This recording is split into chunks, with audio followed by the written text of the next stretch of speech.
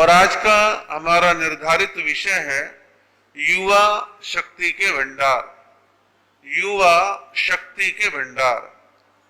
हमारे आपके सभी के जीवन में हमारी मुख्य रूप से 3 स्टेज होती हैं। पहला है बचपन, फिर है जवानी, फिर है बुढ़ापा।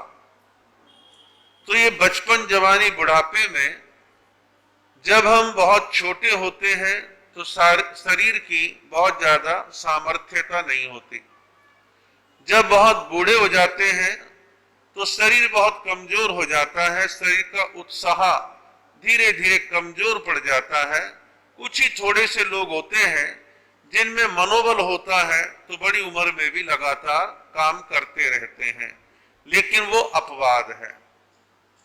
जब जवानी की स्टेज आती है, शरीर में दम होता है, मन में उत्साह और उमंग होती है, नॉलेज होती है, बुद्धि तीव्र काम करती है, तो उस समय कुछ नए काम करने हैं।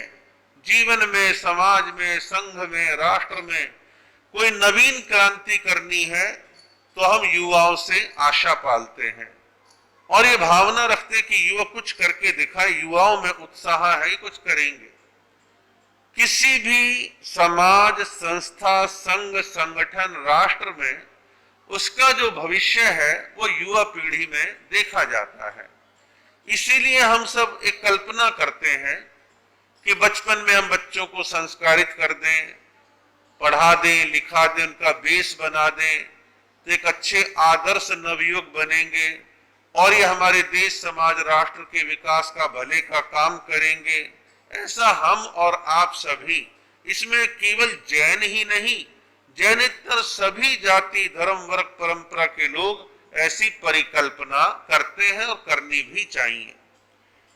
युवा जो है उसके बारे में हमारे विद्वान, चिंतनशील आचार्यों, संतों की एक सोच है कि युवा पीढ़ी जितनी विश्वासी होगी, जितनी दायित्वशील यानी जिम्मेदारी का एहसास करने वाली होगी, युवा पीढ़ी जितनी संस्कारी होगी, उतनी ही रचनात्मकता हमारे समाज में आएगी, उतनी ही रचनात्मकता हमारे समाज में आएगी, संघों में आएगी। तो आपका, हमारा सभी का दायित्व है कि हम युवाओं को आत्मविश्वासी बनाएं, दायित्वशील बनाएं, संस्कारी बनाएं और उनमें रचनात्मकता को पैदा करके संघ समाज का हम भला करें। प्रियतन आप भी करते हैं, प्रियतन हम भी करते हैं। बचपन में बच्चों को पाठशालाओं में भेजने का काम इसीलिए करते हैं, आज के दिए हुए संस्कार सारी जिंदगी इनके काम आएंगे। तो हम ऐसा काम करें कि बचपन में संस्कार की पोटली बांध दें और जवानी सहित संपूर्ण जीवन में ये भटके नहीं, धार्मिक रहे, संस्कारी रहे, दुर्व्यसनों से दूर रहे, ऐसी भावना आपकी, हमारी सभी की संयुक्त रूप से रहती है। तो हम इस दिशा में अपनी अपनी क्षमताओं के द्वारा लगातार काम करते रहें, प्रयत्नशील रहें और लगातार युवाओं के लिए हम माहौल बनाने का काम करें। एक दार्शनिक ने कहा भी हम युवा किसको माने कि भाई हम कहते युवा युवा युवा युवा एक्चुअल में है कौन? तो कहा है कि युवक वो है जो अनेक प्रकार की चुनौतियों का तो सामना करे लेकिन जल्दी जल्दी तनाव में ग्रसित ना रहे, जो तनाव मुक्त होकर के काम करने की क्षमता, ताकत रखता हो, वो युवा है। लेकिन एक चीज आप आजकल महसूस करते होंगे कि आज का युवा पढ़ भी गया, बाहर की दुनिया की नॉलेज भी, अच्छी डिग्री भी है, लेकिन धार्मिक और सामाजिक उसके जीवन में पुट ना होने की वजह से, संतों का सानिध्य प्राप्त ना करने की वजह से, ऐसा नहीं मिलता नहीं है, मिलता है और लेते नहीं है, तो संत साधुओं का सानिध्य ना लेने की वजह से आप और हम क्या देखते हैं, वर्तमान काल का युवा थोड़ा सा तनाव आते, टेंशन से भर जाता है, डिप्रेशन में आ जाता है, अशांत हो जाता है, रिएक्ट करने लगता है। ये गलत है। युवा के लिए एक शब्द और यूज में लिया है, प्रतिस्रोतगामी। प्रतिस्रोतगामी कहते हैं विपरीत दिशा में काम करना। अब मान लो पानी एक दिशा में बह रहा है, उसकी अपोजिट दिशा में जाएंगे तो ताकत दुगनी लगेगी, ताकत दुगनी लगेगी। तो इसका मतलब यह है प्रतिस्रोतगामी का जीवन में अनेक प्रकार की चुनौतियां सामने हैं, फिर भी चुनौतियों को चीरते फाड़ते आगे बढ़ना और तरक्की कर जाना, विकास कर जाना, इसे कहते हैं प्रतिस्रोतगामी। कमजोर मनोवृत्ति के युवक कहते हैं माहौल मेरे अनुकूल नहीं है, मुझे कोई मौका नहीं मिल रहा। अरे भाई जवान है, मौका ढूंढ, रास्ते बना, मेहनत कर, आइडिया लेकर के आ, 4 जगह खाक छान, मेहनत कर, सब कुछ अच्छा होगा। और युवाओं के अंदर हम असली युवा उसको कहेंगे जो वर्तमान में जीना चाहता है, जीना जानता है। कई अतीत के गाने गाते, पहले ऐसा होता था, पहले ऐसा होता था, पहले ऐसा होता था, हम आगे ऐसा करेंगे करेंगे करेंगे। अरे भाई वर्तमान में जो हालात हैं उसको देखो, आप कैसे फेस करोगे, कैसे चीज को चलाओगे, वर्तमान से कैसे ट्यूनिंग तुम्हारी बैठेगी। तो युवा वही है जो वर्तमान में जीना जानता है, और युवा वो है जो परिस्थितियों से लोहा लेना जानता है, परिस्थितियों से लोहा लेना जानता है। परिस्थितियों से लोहे का मतलब है कि जो हालात मेरे अपने घर के हैं, जो हालात मेरे समाज के हैं, जो हालात वर्तमान में मेरे राष्ट्र के हैं, मैं उनमें हालात को अच्छा कैसे बना सकता हूं। एक नवयुवक मुझे मिला और मैं उस परिवार को भली प्रकार से जानता था। उस नवयुवक ने सिविल इंजीनियरिंग की पढ़ाई करी। तो मैंने कहा भाई तूने सिविल इंजीनियरिंग की पढ़ाई कर ली, हमारे समाज के बहुत सारे लोग ऐसे हैं जिन्हें हम जानते हैं, जिनकी अपनी कंस्ट्रक्शन कंपनियां बड़े अच्छे स्तर पर चलती हैं, नौकरी कर लो और 4 पैसे कमाओ। बोले नहीं, अपना काम करना है, अपनी कंस्ट्रक्शन शुरू करनी है। मैंने कहा भाई तू फ्रेशर है, सीख ले, नौकरी कर ले 2-4 साल, फिर देख लियो। बोले नहीं, करना है। उसकी हिम्मत, उसका मनोबल में देख के दंग था। फिर मैंने आगे टोका नहीं, मैं कहा ठीक है, इसने कुछ सोच रखा है। उसने बिना पूंजी के भी कैसे चीजों को घुमाया, कैसे अपने मित्र दोस्तों का सहयोग लिया, कैसे उसने काम कर अपना रास्ता बना लिया। तो जो वर्तमान हालत को जानते हुए आत्मविश्वास से भरा हुआ है, परिस्थिति से लोहा लेना जानता है, तो ऐसा काम कर गुजरते हैं। और कमजोर मनोवृत्ति के लोग बहाने ढूंढते हैं, हालात नहीं है, कुछ हो नहीं सकता, कैसे होगा। और युवा वो है जो आत्मविश्वास, कॉन्फिडेंस से भरा हुआ हो, नेगेटिव विचार दिमाग में लेके ना आए। बड़ी बड़ी मल्टीनेशनल कंपनियां बेधड़क जाता ऑफिस में और ज्यादा टेंशन नहीं पालता, पसीने नहीं आते, घबराता नहीं है, सोचता है ठीक है सामने वाला जो पूछेगा जवाब दूंगा, तो उनके जवाब भी धड़ाके से अच्छे ही आते हैं। और कई ऐसे होते हैं घबराए घबराए से जाते हैं, परिणाम ये रिजेक्ट हो जाते हैं, उनको कुछ स्वीकार नहीं करता है। और युवा वो है जो संयमी हो, संयमी हो, बोलने का संयम, खाने का संयम, बात करने का संयम, और जिसका जीवन अनुशासित हो, जिसके जीवन में इतनी खूबियां हैं, वही वास्तव में सच्चा अच्छा नवयुवक है। आगे एक अन्य विद्वान ने भी इस पर अपनी राय जाहिर की है। वो कहते भी आदर्श नवयुवक कौन? युवक तो सारे हैं, लेकिन उसमें भी आदर्श जो एक हमारे लिए एक अच्छा ऐसा व्यक्ति हो जिसे हम कहें हाँ भाई उसकी तरह बन के दिखाओ। तो आदर्श नवयुवक किसको हम कहें? तो आदर्श नवयुवक के लिए कहा है कि जो श्रद्धा से भरा हुआ, श्रद्धाशील है, श्रद्धाशील है।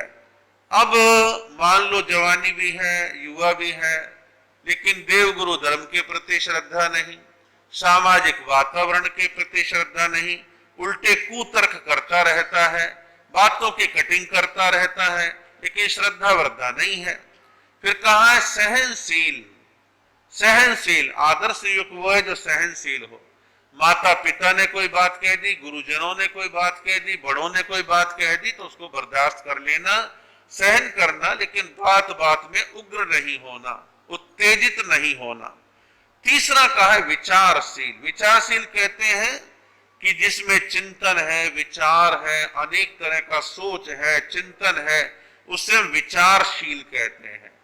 और जो युवक विचारशील नहीं है वो अपना, अपने परिवार का, समाज का बहुत ज्यादा भला नहीं कर पाते हैं। वो निष्कर्म होते हैं, बस यूं ही अपनी जिंदगी को टाइम पास करते रहते हैं। तो युवा वो है जो विचारशील हो, सुझाव दे सकता है, सुझाव मांग सकता है, ग्रुप डिस्कशन कर सकता है, उसमें विचारशीलता उसके जीवन में होनी चाहिए। एक उदाहरण है, एक नौजवान राजकुमार महलों में रहता था।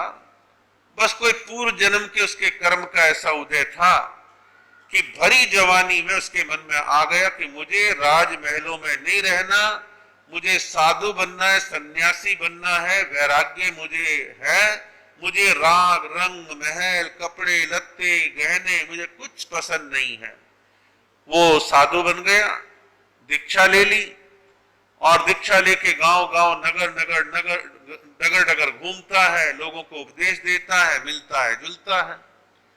तो वो नवयुवक एक बार एक छोटे मोटे गांव में गया।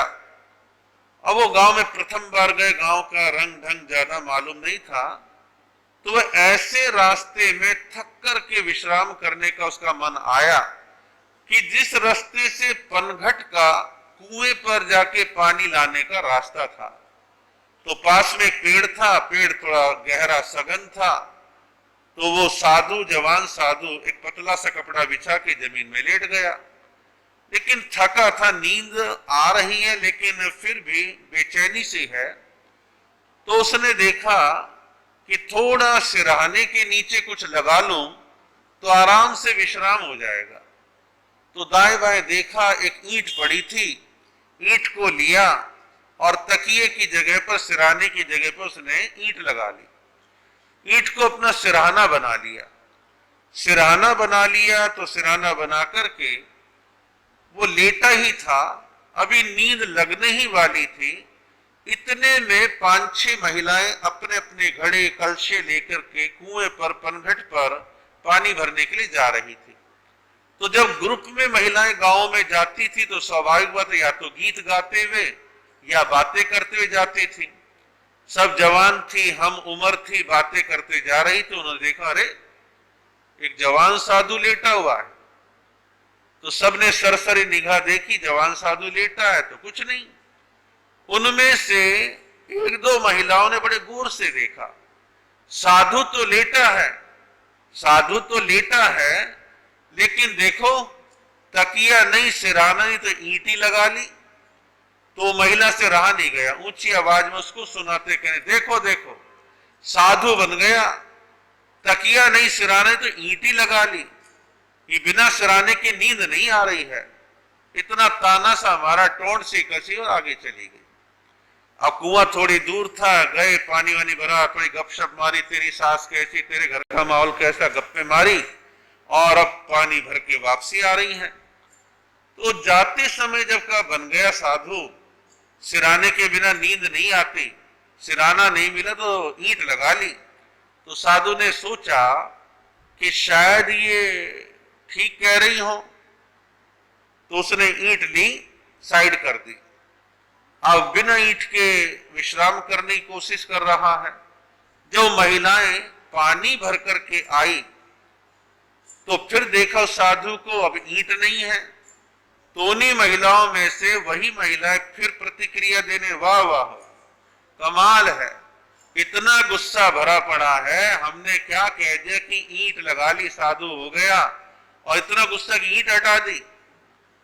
अब वो महिलाएं तो कह के चली, साधु सोचने लगा कमाल है, ईंट लगाऊं तो प्रतिक्रिया, ईंट हटाऊं तो प्रतिक्रिया, ये दुनिया जीने देगी नहीं जीने देगी।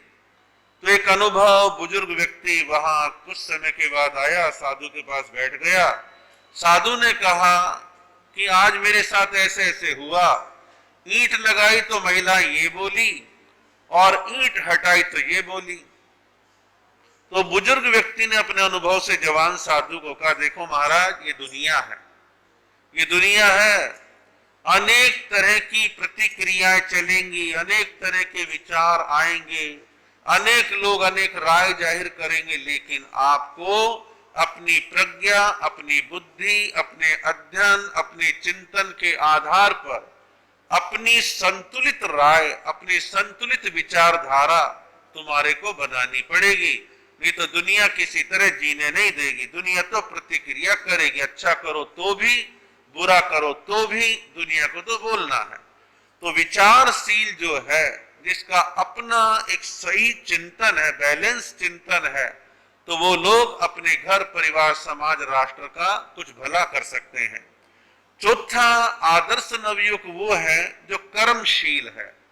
कर्मशील का मतलब 8 कर्मों को मानने वाला नहीं, वो भी है, लेकिन यह कर्मशील का मतलब काम करने वाला, मेहनत करने वाला, पुरुषार्थ करने वाला, मेहनत से जी ना चुराने वाला, तो उसे कहते हैं कर्मशील।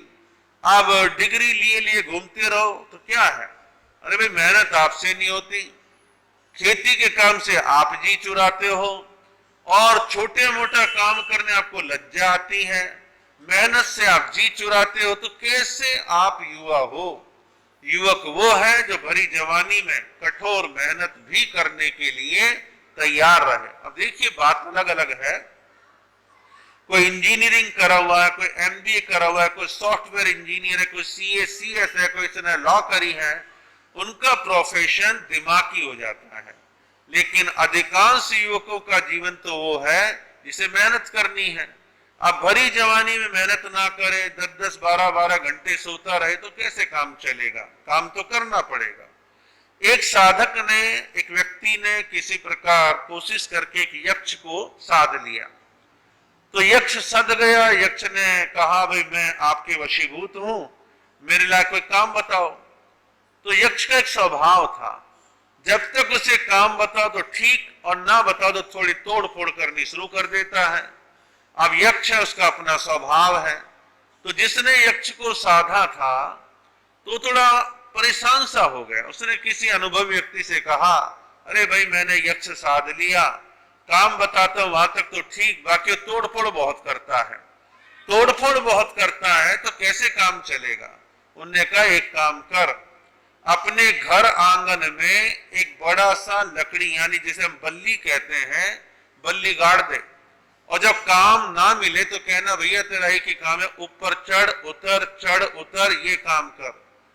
तो कहीं ना कहीं खाली दिमाग शैतान का घर, तो उनको काम पे लगाओ। जिसने ग्रेजुएशन करने के बाद ना पिताजी के साथ काम कर रहा, ना कोई नौकरी उसे मिल रही है, घर में खाली पड़ता है, सोता है, खाता है, तो दिमाग डल हो जाएगा, शरीर बेकार हो जाएगा। ऐसे युवाओं को कुछ ना कुछ करना चाहिए, नहीं तो जिंदगी खराब हो जाती है। तो जैसे यक्ष के लिए काम ढूंढ लिया, ऊपर नीचे वाला, तो कुछ ना कुछ युवक अवस्था में काम करना चाहिए, नहीं तो खाली दिमाग उत्पात मचाएगा और ऊट पटांग देखेगा और ऊट पटांग करेगा। तो आवश्यकता है अच्छी दिशा में युवा को काम करना चाहिए। आदर्श युवक वो है जो श्रद्धाशील है, सहनशील है, विचारशील है, कर्मशील है, उसको आदर्श युवक कहा गया है। लेकिन युवाओं के साथ, वर्तमान युवाओं के साथ, खासतौर पर हमारे जैन समाज के युवाओं के साथ कुछ समस्याएं हैं। समस्याएं क्या है? उतना रुझान मंदिर, स्थानक और साधु समाज के प्रति नहीं जो होना चाहिए, और युवाओं के मन में थोड़ा जिज्ञासा भाव होना चाहिए, और कुछ साधुओं का भी और आप समाज के बड़े लोगों का भी एक दायित्व है। हमारे संत समाज, साध्वी समाज को युवाओं की साइकोलॉजी को, उनके मनोविज्ञान को जानना, समझना चाहिए। मैं ऐसा महसूस करता हूं कि हमारा साधु समाज भी, साध्वी समाज भी युवाओं की साइकोलॉजी को समझने में कई बार पिछड़ा हुआ सा दिखाई देता है। उनका जो एजुकेशन का लेवल है उस लेवल के मुताबिक हम गाइड करने में कई बार नाकाम रहते हैं, फेल रहते हैं।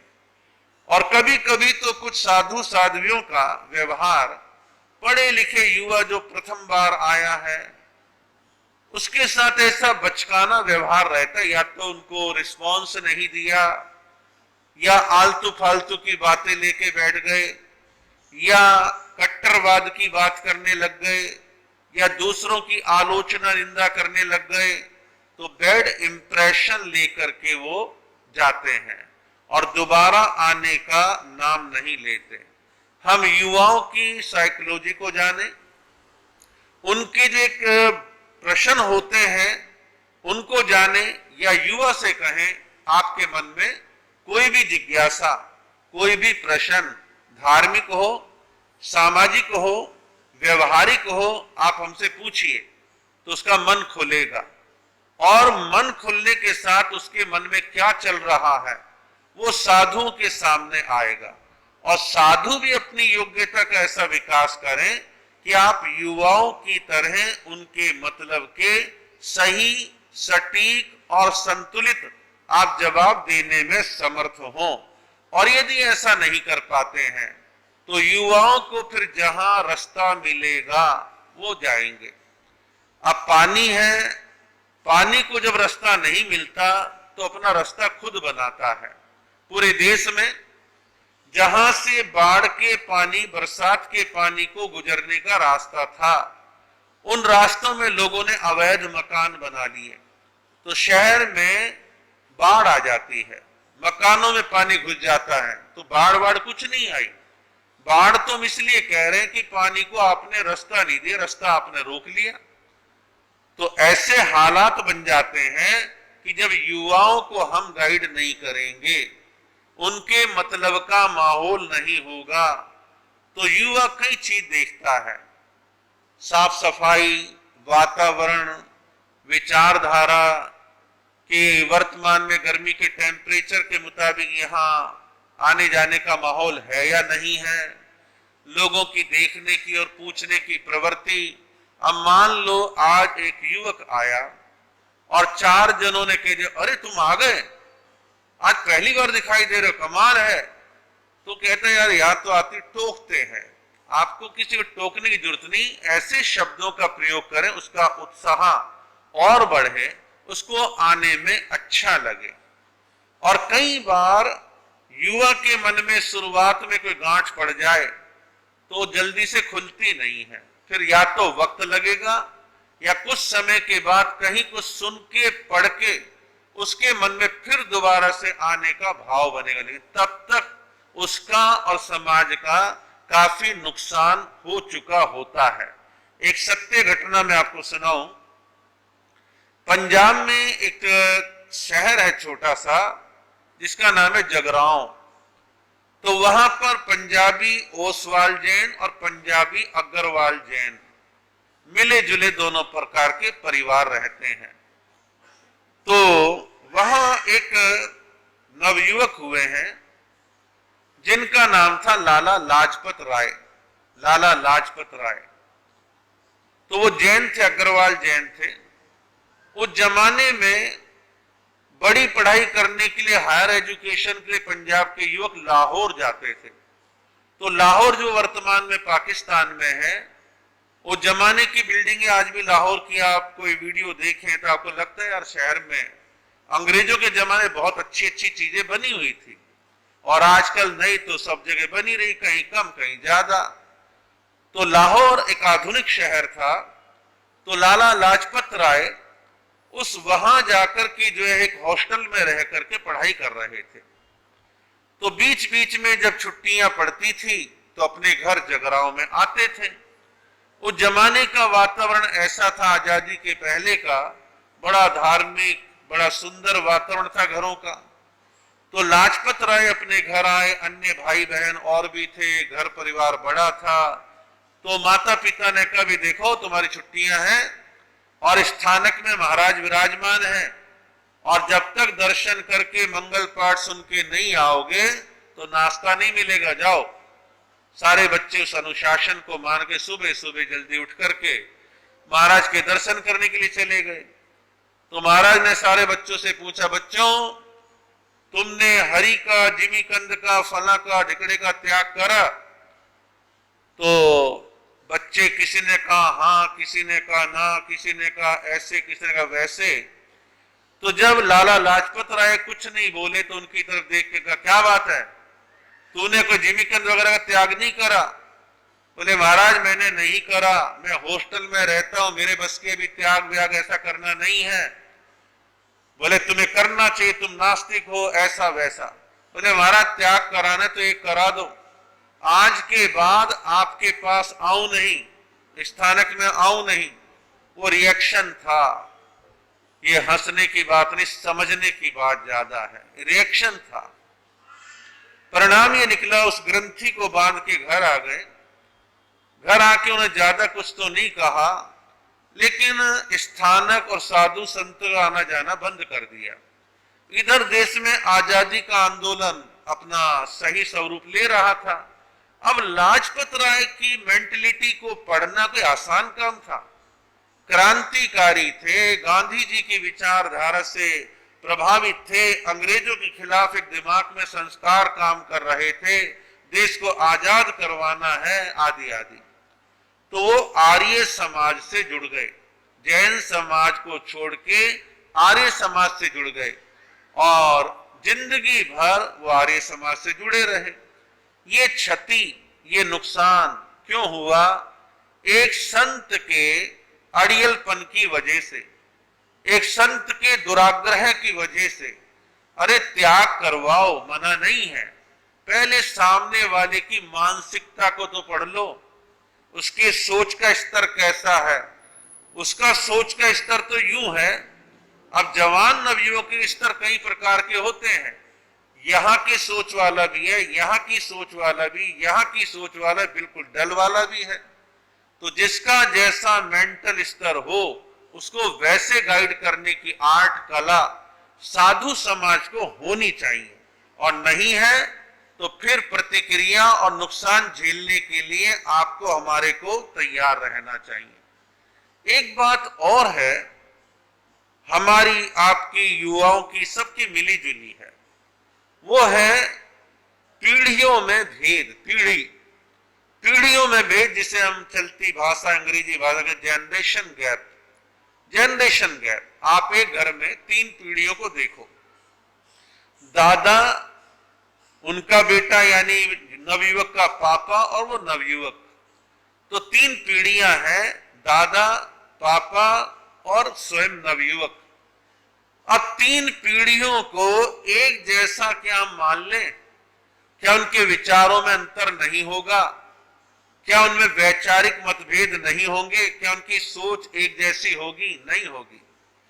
कहीं कहीं परिवारों में एक फ्रेंडली वातावरण होता है, जहां दादा, पापा, नवयुवक सब मिक्स रहते हैं, संस्कारों से बंधे हुए हैं, उनकी स्थिति अलग प्रकार की होती है।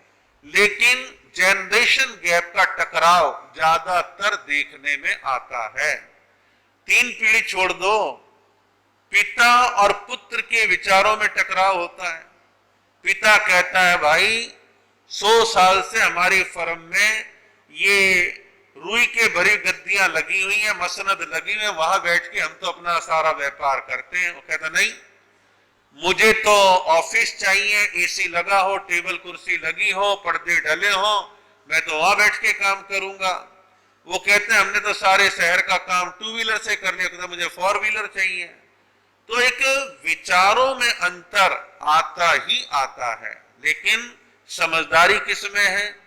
युवक पिता और दादा को समझे, दादा और पिता अपने जवान बेटे के विचारों को समझे, और बीच में आकर के कहीं एक कॉम्प्रोमाइज करके काम को कर ले, नहीं तो टकराते रहो। हमारे पूरे देश भर में जगह जगह स्थानकों के नवयुवक मंडल होते हैं, जवान होते हैं, जोश होता है, समाज में कुछ कुछ नए नए काम करना चाहते हैं।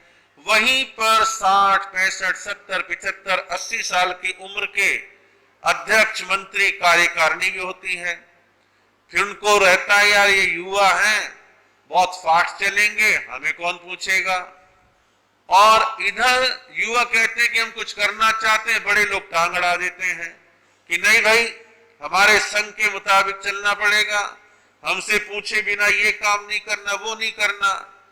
पूछ के काम करें अच्छी बात है, लेकिन तालमेल बैठाएं, समय समय पर बड़े अपने अनुभव शेयर करें, युवाओं को बैलेंस करने का काम करें या साधु करें।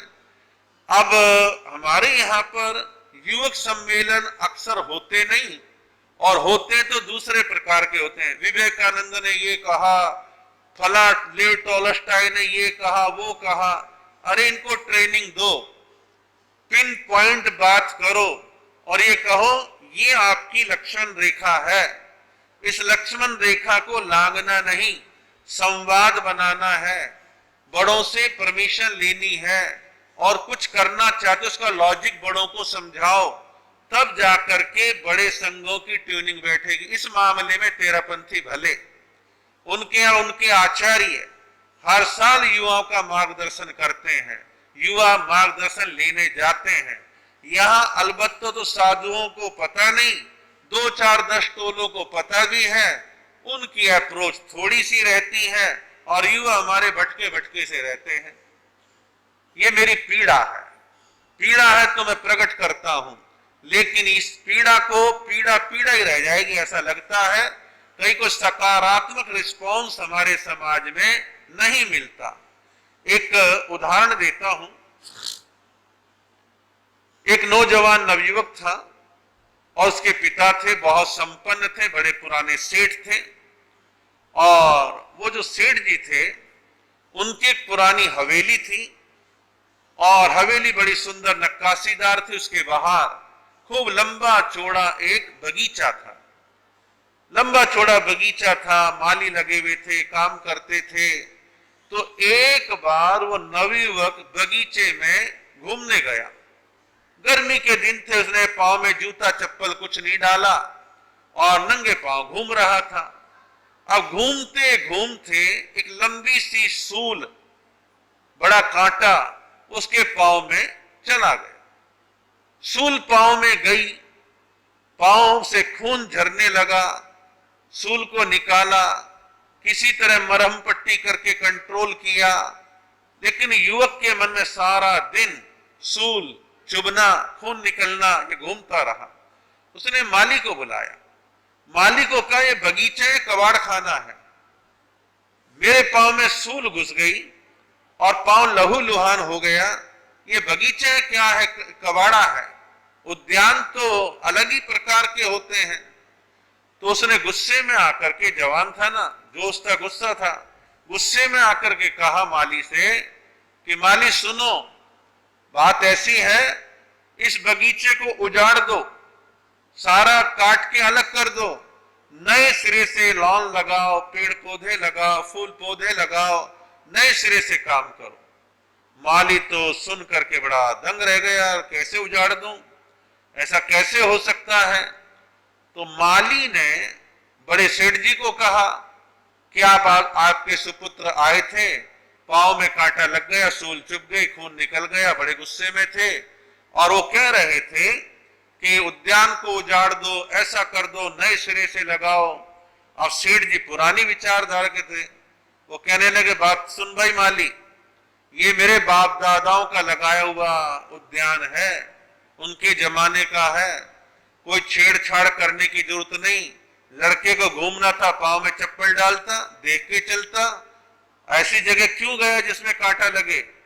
और उन्होंने कहा खबरदार, जो उद्यान को थोड़ा बहुत भी काटा पीटा कुछ भी परिवर्तन करा, उसकी बात को नहीं मानना। अब बाप कुछ कह रहा है, बेटा कुछ कह रहा है, माली दुविधा में है कि क्या करूं, इनकी मानो उनकी मानो, कैसे काम चलेगा। तो माली के दिमाग में विचार आया। माली जो है बड़ा संतुलित विचारधारा का था, सुधारवादी था, समन्वयवादी था। उसने सबसे पहला काम क्या किया, चुन चुन करके बगीचे में जहां जहां कंटीली झाड़ियां थी, सूल थी, उनको काटा, और अलग कर दिया, बिल्कुल उनको साफ कर दिया। जो कोई छोटे मोटे कंकर पत्थर, चुभने वाले पत्थर थे, सब निकाल निकाल के अलग कर दिए। घास के लोन को पानी दे करके नरम बनाया, पेड़ पौधों की छटाई कटाई करी और अब वहां वातावरण पहले से बेहतर है। एक दिन बारी बारी कुछ समय के अंतराल पर बेटा भी घूमने के लिए आया और पिता भी घूमने के लिए आया। बेटा आज बहुत खुश है कि ढूंढने पर भी बगीचे में कोई कांटा, झाड़ झंखाड़, सूल कुछ भी नहीं है। और पिता इसलिए खुश है कि मेरे आदेश का पालन हुआ और बगीचे को उजाड़ा नहीं गया। दोनों खुश हैं। ये दृष्टिकोण घरों में भी, परिवारों में भी, समाज में, राष्ट्र में चाहिए, जो है माली जैसा सुधारवादी दृष्टिकोण। युवा तो कहता है उजाड़ दे, नए सिरे से लगा। आप में से बहुतों के घर परिवारों में ऐसा कई बार होता है कि मकान 50 साल पुराना है लेकिन मजबूत है, अच्छा है। युवा कहता तोड़ दो, नया बना दो। पिता कहता भाई पैसा लगाया है, अभी इतनी पूंजी नहीं है कि एकदम 3-4 मंजिली बना दूंगा, थोड़ा शांति कर। तो यही करते हैं, थोड़े नए टाइल्स लगवा दिए, जहां गीजर चाहिए गीजर लगवा दिया, एसी चाहिए एसी लगवा दिया। तो रेनोवेशन करके अपना काम चला लेते हैं। तो जीवन में हम माली जैसा दृष्टिकोण हर जगह बना करके चलें, जहां युवा और बुजुर्गों में टकराहट ना हो। भारत की आजादी के आंदोलन में यही तो था। कांग्रेस में 2 दल थे, नरम दल और गरम दल। नरम दल बड़े लोगों का था, गरम दल जवानों का था, और कुछ लोग दोनों के बीच में पैचअप करते थे, संतुलन बनाते थे, टकराहट को टालते थे। लेकिन आज उस जमाने के नरम दल और गरम दल को वर्तमान के व्याख्याकार अपने स्वार्थ के चक्कर में उनकी गोली बंदूक का समर्थन करते हैं और गांधी की लाठी का विरोध करते हैं। लेकिन नहीं, गांधी उस जमाने के युवाओं के साथ तालमेल बनाते थे। तो कहने का मतलब ये कि हमारे को सारी चीजें रखनी चाहिए, समझनी चाहिए। हमारे समाज का नेतृत्व कहां से आता है? जो अपनी जवानी के दिनों में समाज से जुड़ते हैं, प्रवचनों में आते हैं और जिम्मेदारियों का एहसास करते हैं, बड़ों की रेस्पेक्ट करते हैं। वो 25, 30, 35, 40, 45 आते आते बड़े लोगों की कार्यकारिणी में अपनी जगह बनानी प्रारंभ कर देते हैं।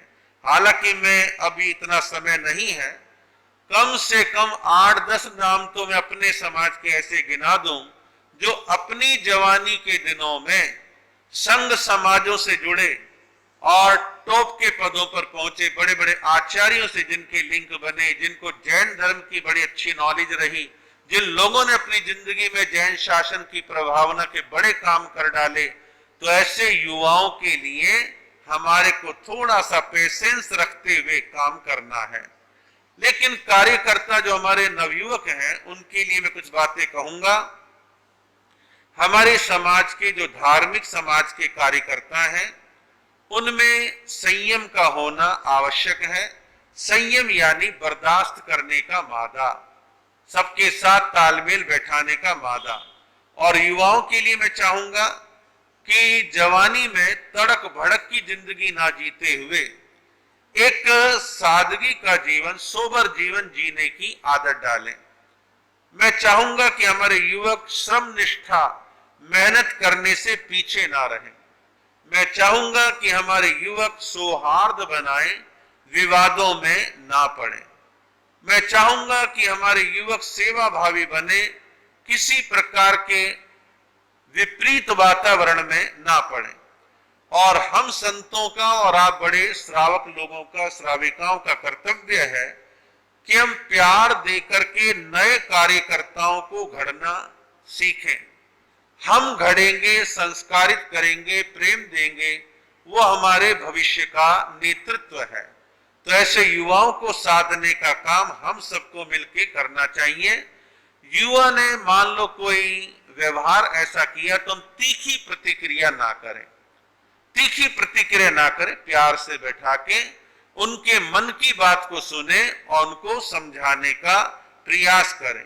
कार्यकर्ताओं को हम आदर देना सीखें। जो जवान कार्यकर्ता है, जवान क्या प्रौढ़ है, उनको भी हम अपना स्नेह दें, आदर दें, दो बोल मीठे बोलें, ताने ना मारें और ऐसा व्यवहार ना करें जैसे कोई वो वेतन भोगी कर्मचारी हो। और ये नहीं कहें युवाओं से, हाँ भाई दरी वरी उठाओ, वो कहेंगे यार ये तरीका है, वो अपने आप उठाएंगे ना, वो सोचेंगे मेरा काम क्या, उठा लेंगे मिलजुल करके। लेकिन जो कहने की टोन बदल जाती है, हाँ भाई दरी वरी उठा लेना, तो उनको लगता है कि हमें कह के चले गए। और जब एक 55-60 का व्यक्ति 30-35 साल के युवक से कहते बेटा आना थोड़ी दरी उठवा दो, तो उठवा देगा, मिलजुल के काम हो जाएगा। लेकिन ताना मारेंगे तो गलत काम हो जाता है। एक और बात मैं कहता हूं, हमारे समाज में जब बड़े लोग लड़ते हैं, बड़े लोग चुनावों को लेके लड़ते हैं, पदों को लेके लड़ते हैं, संस्थाओं में पदों की झगड़ेबाजी चलती है, या घर में 4 समाज के लोग ड्राइंग रूम में बैठ करके समाज की आलोचना करते, एक दूसरे की निंदा करते हैं, तो इसका युवाओं पर बैड इंप्रेशन जाता है। आपका वो इंप्रेशन, गलत वाला इंप्रेशन, युवाओं को गलत दिशा में लेके जाता है। आप अपने घर के ड्राइंग रूम में ऐसी कोई चर्चा वार्ता ना करें कि हम 6 जने कर रहे हैं, हमारा घर, हमारी स्वतंत्रता। आपकी बातों का युवक के कानों पर जो शब्द जा रहे हैं वो विपरीत प्रभाव डालेंगे। आप ऐसे स्थान पर बात करें जहां अन्य युवक ना हो, संभल करके बात करें, इसका ध्यान आप सबको रखना चाहिए। तो हम अपने जो कार्यकर्ता है समय निकालें, जीवन का एक अंश समय अपने संग समाज को दें और अधिकार और कर्तव्यों को समझें। अधिकार सब चाहते हैं, कर्तव्यों का पालन कम लोग करते हैं। जब हम कर्तव्यों का पालन करते हैं तो अधिकार अपने आप मिलने प्रारंभ हो जाते हैं। और अपनी कार्यशैली को हम निर्धारित करें, युवा तो खास तौर पर काम का विभाजन करें, सारे काम मैं कर लूंगा ये ना करें। सामूहिक ग्रुप डिस्कशन की आदत को जीवन में लेके चलें। व्यक्तिगत स्वार्थ को छोड़ करके समाज के भले की सोच के हम चलें। और जीवन में बड़े हो छोटे सबको एक बात का ध्यान रखना, चिंतन पहले, फिर निर्णय, और निर्णय के बाद इम्प्लीमेंटेशन, क्रियान्विति, ये करने का हम भाव अपने जीवन में बना करके चलें। हमारे पास भी ऑल इंडिया श्वेतांबर स्थानक वासी जैन कॉन्फ्रेंस का एक विंग है, युवाओं का विंग। लेकिन मैंने देखा कि साल में एक आध बार उनका युवक सम्मेलन तो हो जाता है, कभी होता है कभी नहीं होता।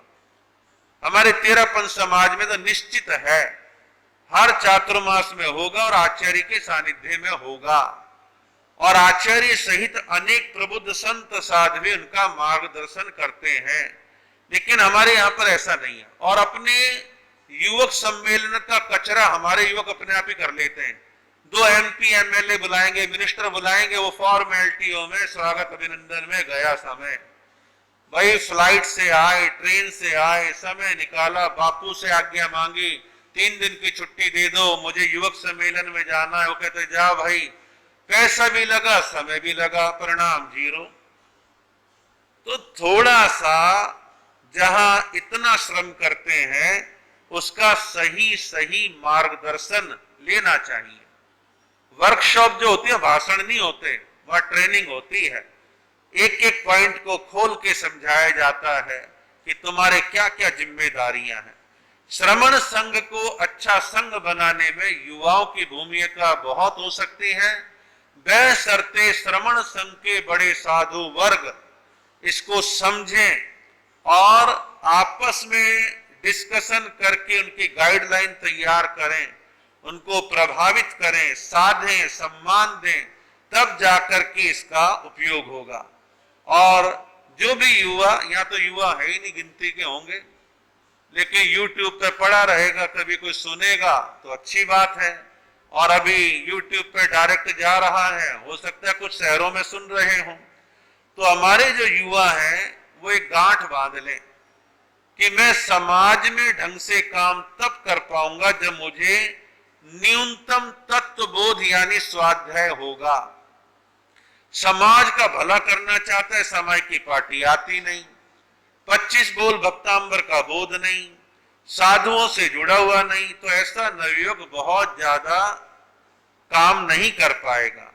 और सभी युवाओं से आह्वान है, फिजूल खर्चियों पर जितना बच सकते हैं फिजूल खर्चियों से बच के उस पैसे को समाज के और धर्म के और सोशल सेक्टर के कामों में लगाने का हम ध्यान दें। और नवयुवकों से आह्वान है कि दुर्व्यसनों से बचें। दुर्व्यसनों में बहुत सारी बातें हैं, गुटखा है, शराब है, सट्टा है, जुआ है, पराई स्त्री है, वेश्यागमन, मांसाहार, इन सब से अपने आप को बचा के अच्छा जीवन जीने का काम करने का विशेष ध्यान रखें। और मैं बहुत सारे लोगों को देखता हूं, उसमें युवा खास तौर पर, हमारे धर्म की, हमारे समाज की, मान लो कोई समस्या है, नेगेटिविटी है, कोई प्रॉब्लम है, तो उससे निराश होकर के आप छोड़ के भाग जाओ या दूर हाथ बांध के तमाशा देखो, वो अच्छा नहीं है। मैं तो एक बात हमेशा कहता हूं, धर्म हमारा, समाज हमारा, समस्या हमारी, तो समाधान कोई दूसरा ढूंढने नहीं आएगा। हमें ही अपने समाज के समाधान ढूंढने हैं, रास्ते बनाने हैं, काम करना है, ये प्रयत्न हमारे को करना है। आपका समय हो रहा है, मैं अपनी बात को समेट रहा हूं। संवत्सरी महापर्व आ रहा है। कोरोना काल में आपकी शक्तियां थोड़ी कुंठित हो गई है तपस्या के मामले को लेकर के, और तपस्या में कभी कभी एक चीज और मेरी भी अनुभव में आती है कि महिलाओं की तो तपस्या में ताकत ही तब आती है जब उनकी अपनी परंपरा के महाराज आ जाएं। अपनी संप्रदाय वाले महाराज का चौमासा तो मांसकमण कर देती हैं, लेकिन बाकी में थोड़ा सा गौण कर लेती हैं। चलिए, जैसी आपकी ताकत है, लेकिन संवत्सरी आ रही है, पोषद अधिक से अधिक करने का लक्ष्य बनाएं। उस दिन पोषद करने में किसी प्रकार का प्रमाद और ढील ना करें, और पोषद करें, उसका लाभ आपको ज्यादा है। और पोषद कोई किसी कारण से नहीं कर पाता तो उपवास उस दिन ज्यादा से ज्यादा करने हैं। कोई बीमार है, बच्चे हैं, बुजुर्ग हैं, वो एकासना या एम्बिल करें जैसे उनकी अनुकूलता हो, लेकिन पोषद ज्यादा से ज्यादा करने का कार्य करें। आज मैंने युवाओं के बारे में बोला है, तो युवा का अर्थ लड़के लोग ही नहीं है, इसमें युवतियां भी आ जाती हैं। युवतियां भी समाज में बहुत सारी अच्छे अच्छे काम करती हैं। हमारे समाज की एक नवयुवती जो मेरे से 2017 से परिचित है, 2017 से हमारा चातुर्मास उस समय चेन्नई में था, वह मिले, बातचीत हुई, और वो नवयुवती आपके अपने शहर जोधपुर की है। नाम है शिखा संचेती। शिखा संचेती पढ़ी लिखी है, उसका अपना संकल्प है कि शादी नहीं करानी, समाज के भले का काम करना है। उसके मन में आया तो उसने अनाथ बच्चों की संस्था खोली, रजिस्ट्रेशन कराया, और वर्तमान में 3 संस्थाएं चला रही हैं, जिसका नाम वात्सल्य ग्राम के नाम से, वात्सल्य ग्राम, वात्सल्य कहते प्रेम, स्नेह। वर्तमान में 100 से ज्यादा अनाथ बच्चे, जिसमें 3 ब्रांचें हैं, जोधपुर में, बेंगलोर में और सूरत में। तीनों ब्रांचें हैं, रजिस्टर्ड संस्था है, ATG का एग्जेम्पशन है, और उसका लक्ष्य है कि अनाथ बच्चे आए और 12वीं और ग्रेजुएशन तक वो बच्चे जैन संस्कारों से ओतप्रोत हो जाएं। उनकी संस्थाएं बच्चों को रात्रि भोजन का निषेध रहता है। नमोकार मंत्र, मेरी भावना, थोड़ा खड़े होकर परिचय दे दो बस, बाकी मैं बोल ही रहा हूं। तो इस प्रकार 17, 18, 19, 3 साल लगातार मिलना रहा, और उन समाजों में जहां जहां मेरे चातुर्मास रहे, लोगों ने उदारता पूर्वक आर्थिक योगदान भी दिया, और लगातार पूरा काम कर रही हैं। और एक केस जो है आज सवेरे बतलाया कि बेंगलोर में जब ब्रांच खोल रहे थे, कुछ रजिस्ट्रेशन के काम चल रहे थे, सरकार की विभिन्न प्रकार की एनओसीओ का काम चल रहा था, तो वहां पर क्या है, जो कन्नड़ लोग हैं उनके बच्चे ज्यादातर क्रिश्चियन लोग ले जाते हैं और क्रिश्चियन साफ कह के लेके जाते हैं, देखो जी हम तो मांसाहार भी करवाएंगे और इनको हम क्रिश्चियन भी बनाएंगे, चर्च में भी लेके जाएंगे, जिसको मंजूर हो तो बच्चे छोड़ के जाओ, तो नहीं। राजस्थानी एक परिवार जो जैन नहीं थे, वो वहां बेंगलोर में कोई छोटे मोटे काम पति पत्नी करते होंगे, लाडले लड़के की आस में शायद 6 या 7 लड़कियां हो गई। अब मजदूरी करते हो, कहां पालोगे 6-7 लड़कियों को लड़के की आस में? अनाड़ीपन कह लो, अज्ञानता कह लो। अब वहां पर क्या हुआ, एक बच्ची के साथ किसी युवक ने बदसलूकी करी, बड़ी चर्चाओं में रहा और उस माता पिता ने देखा, अरे यार इतनी बच्चे को कौन पालेगा, तो इनसे बात करी, लेकिन ये कुछ दिन बिजी रही, तो उन्होंने आओ देखा न ताओ कोई क्रिश्चियन संस्था में उनको छोड़ दिया। क्रिश्चियन संस्था में छोड़ा, उनकी शर्तों को स्वीकार करा, लेकिन ये लड़की की हिम्मत है कि क्रिश्चियनों से मुकाबला किया, टकराहट मोल ली और चारों बच्चियों को निकाल करके अपनी संस्था में लेकर के आई। नहीं तो क्रिश्चियन बननी थी और वहां नन बनती, क्या बनती, प्रचार होता, कैसे होता, अलग चीजें हैं। लेकिन भारतीय संस्कृति की रक्षा सुरक्षा और जैन संस्कारों के संवर्धन के लिए इन्होंने कई प्रकार के प्रयत्न करे हैं। तो तुम्हारी तो संख्या घटेगी, बालक तो तुम 1 और 2 से पैदा ज्यादा करो नहीं, क्षमता भी नहीं है तुम्हारी, ताकत भी नहीं, सोच भी नहीं है। तो डैमेज कंट्रोल करने के लिए और अपनी संख्या को बढ़ाने का एक ये फार्मूला भी है, आप समझो तो। लेकिन आपको तो गाय चाहिए, गौशाला चाहिए, वहां आपका फोकस ज्यादा है, इस तरफ आपका फोकस है नहीं। तो जिनके मन में मेरी बात कुछ असर करती हो, तो ऐसी संस्थाओं के मर्म को समझो और काम करो, सहयोग दो। लेकिन आपके सहयोग देने का बड़ा विचित्र आइडिया होते हैं, ट्रस्टी बना लो, प्रधान बना लो तो दे सहायता। क्या विचित्र शर्तें आपकी। समय आपके पास नहीं, योजनाएं आपके पास नहीं, कोई काम करता है तो उसका अपहरण करने की कोशिश करते हैं, हाईजैक करने की कोशिश करते हैं। ऐसा नहीं होना चाहिए। तो अच्छे कामों को बढ़ाइए और अच्छे कामों में योगदान दो। नेकी कर कुएं में डाल। अरे आप सहयोग करना चाहते हो, 1 बच्चा, 2 बच्चा, 3 बच्चे, 4 बच्चे गोद ले लो ना। गोद का मतलब दूसरा है कि इन बच्चों की पढ़ाई लिखाई, संरक्षण, कपड़े लत्ते, खाने पीने का साल का जो खर्च होता है हम देंगे, हमारा परिवार देगा। आप घर मत लाओ। और एक काम और कर सकते हो, जिनके संतान नहीं होती तो वो IVF क्या बोलते हैं, उसमें 5-5 लाख रुपए खर्च करते हैं। ऐसे बच्चों को एडॉप्ट करो, अपने घर में लेकर के आओ। तो इस प्रकार से आप अपने सोच को थोड़ा सा बदलें और अच्छा काम करने का आप प्रयत्न करें।